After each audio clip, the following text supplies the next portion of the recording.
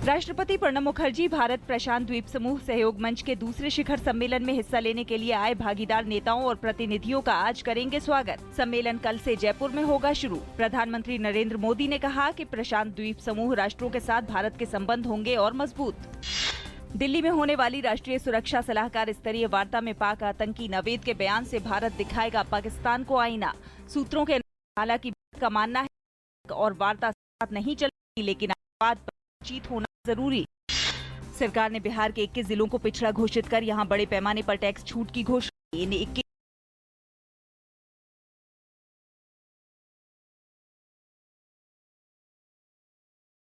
आयकर अधिनियम 1961 के प्रावधानों में संशोधन किया गया है ताकि बिहार सहित चिन्हित राज्यों में अधिसूचित पिछड़े इलाकों को कर लाभ प्राप्त हो सके और उनके विकास में गति आ सके। पटना, नालंदा, भोजपुर, रोहतास, गया, दरभंगा, मुजफ्फरपुर जैसे जिले प्रमुख रूप से हैं शामिल। सीबीआई ने पूर्व दूरसंचार मंत्री ए राजा के खिलाफ कथित तौर पर आय से अधिक संपत्ति के मामले में किया मामला दर्ज। राजा 2G स्पेक्ट्रम घोटाले के हैं आरोपी। सीबीआई ने दिल्ली, चेन्नई, तिरुचिरापल्ली और कोयम्बटूर सहित कुल 20 जगहों पर भी छापे मारे। बिहार में चुनाव से ठीक पहले मुख्यमंत्री नीतीश कुमार को जबरदस्त झटका लगा है। जेडीयू के 4 विधायक पटना में अपने समर्थकों के साथ भाजपा में शामिल हो गए। झारखंड के पलामू में पुलिस ने गुप्त सूचना के आधार पर छापेमारी कर बिश्रामपुर थाना क्षेत्र के कांडा घाटी से माओवादी नक्सली संगठन के जोनल कमांडर प्रदीप यादव को गिरफ्तार किया। गिरफ्तार नक्सली पिछले 8 वर्षों से माओवादी संगठन के लिए काम कर रहा था। साथ ही बिहार, झारखंड में लगभग 1 दर्जन कांड का मुख्य अभियुक्त रहा है। अपनी बुद्धिमत्ता से रेल में सफर करने वाले हजारों लोगों की जान बचाने वाले रेलवे कर्मचारी को रेलवे ने किया सम्मानित। गुरदासपुर आतंकी हमले के दिन ही आतंकियों ने रेलवे पुल को भी उड़ाने की योजना बनाई थी, लेकिन इसे नाकाम किया रेलवे के कीमैन अश्विनी कुमार ने। पठानकोट अमृतसर रेलवे लाइन पर रेल पुल नंबर 236 पर आतंकियों ने 5 बम बांध रखे थे। जबरदस्त बारिश से देश उत्तर पूर्वी राज्यों में आम जनजीवन अस्त व्यस्त। मेघालय के तानचेन में नेशनल हाईवे 6 के किनारे बड़ा भूस्खलन। असम में 7 जिलों के करीब 2 लाख लोग बाढ़ से प्रभावित। अरुणाचल प्रदेश में नदियां उफान पर। असम में 7 जिलों के लगभग 2 लाख लोग बाढ़ से प्रभावित हुए हैं।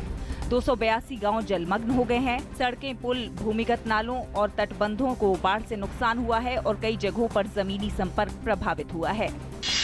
रिजर्व बैंक ऑफ इंडिया ने 11 आवेदकों को पेमेंट बैंक खोलने की दी सैद्धांतिक मंजूरी। डाक विभाग और NSDL भी हैं आवेदक। पेमेंट बैंक अपने ग्राहकों को उधार नहीं दे सकते हैं। भुगतान बैंक में सिर्फ जमा करने के लिए होगी अनुमति, साथ ही विप्रेषण की अनुमति होगी और सरल वित्तीय उत्पाद प्रदान करने की प्रक्रिया होगी।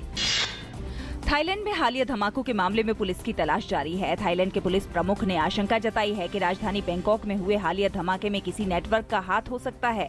सोमवार को बैंकॉक के एक मंदिर के पास हुए धमाके में 21 लोगों की मौत हो गई थी। मरने वालों में थाईलैंड के अलावा चीन, हांगकांग, ब्रिटेन और इंडोनेशिया के भी नागरिक थे। यमन में मानवाधिकारों की लगातार बदतर होती हालात पर संयुक्त राष्ट्र ने एक बार फिर से गहरी चिंता व्यक्त की है। UN के अधिकारियों ने अपनी हालिया यात्रा की रिपोर्ट में कहा है कि 5 में से 4 यमन वासियों को गंभीर मदद की जरूरत है। युद्धग्रस्त यमन में लाखों लोग बेघर और हजारों बच्चों की मौत हो चुकी है। दहशतगर्दी की एक नई घटना में इस्लामिक स्टेट ने सीरिया के 82 वर्षीय पुरातत्वविद का सर कलम कर दिया और घटना के फोटो जारी किए हैं। मारे गए पुरातत्वविद खालिद अल असद पलमायरा शहर में पूर्व में निदेशक रहे हैं। जर्मनी के सांसदों ने ग्रीस के लिए तीसरे बेलआउट को दी भारी बहुमत से मंजूरी। इससे ग्रीस को 86 अरब यूरो का कर्ज मिलने का रास्ता हुआ साफ। ग्रीस को भुगतान संकट से बचने के लिए इस राशि की खासी जरूरत है। जर्मनी ने इससे पहले 2010 के बाद ग्रीस को कुल 240 अरब यूरो के 2 बेलआउट में सर्वाधिक योगदान दिया है। भारत और श्रीलंका के बीच 3 टेस्ट मैचों की सीरीज का दूसरा मुकाबला आज से पी सारा ओवल के मैदान पर शुरू होगा। भारतीय टीम को पहले टेस्ट में 63 रन से हार का मुंह देखना पड़ा था।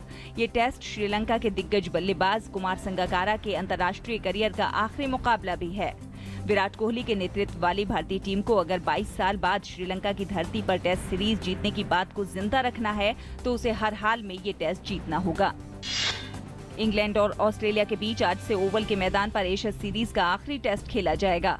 इंग्लैंड की टीम पहले ही सीरीज अपने नाम कर चुकी है और वो इस मैच को भी जीतकर सीरीज का शानदार अंत करने की कोशिश करेगी।